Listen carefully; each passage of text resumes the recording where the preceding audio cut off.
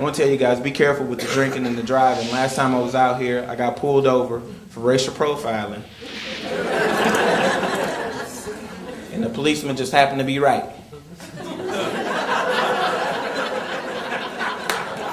No, that's good writing. Thank you.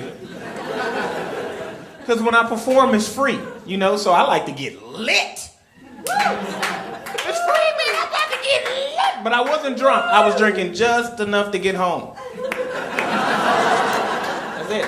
You know what I'm talking about. You guys are drinking now. You're not drunk. You're drinking just enough to get home. And the policeman, he turned on those lights behind me, man. I was so nervous. I pulled over to the left side of the road.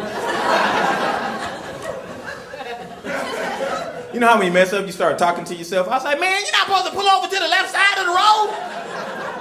That's all right, man. Calm down. Get yourself together and stop yelling at me.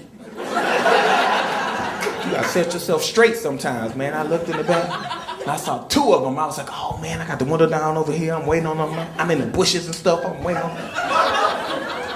They are knocking on this side of the window.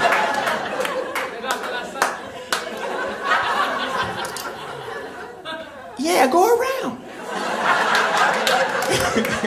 And they were so friendly, nice, and professional. When they pulled me out the car, they didn't even open the door. They pulled me straight out the window.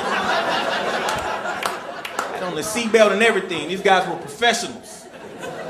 Started making me do these motor skills where I had to stand like this with one leg up and count to 23, and this is hard to do when you're sober. I've been practicing.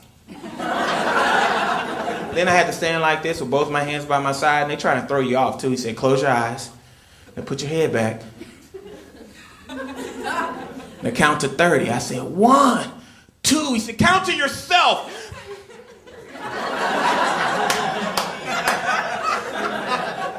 And what I'm trying to do is I'm trying to let you guys know what's on the test.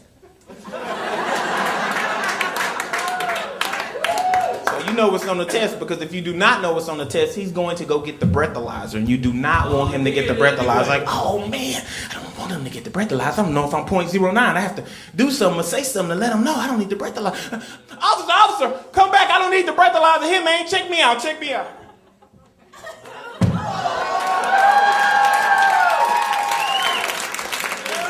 He did the same thing you guys did. He said, oh man, shoot, do that again. And I did it again. And they let me go. I say, man, I've got to use the backflip for everything. At least once a day, I've got to do it. I was in the bank, and these 3 dudes came in, and they were robbing the bank. And they had on ski masks and gloves and guns and stuff. And I knew they was black, bro. I did, for real, because they was holding their guns sideways like that. So I knew. And I felt like I could communicate with them, and I tried to hit them with the positivity. I was like, hey, man. Martin Luther King said it's a better way. He said, man, it's a stick-up right now. I'm not trying to hear about Martin Luther King. And I said, well, hold on, man. And I did the backflip. He said, oh, man, that was tight. Here, you take my gun. And they put me in charge.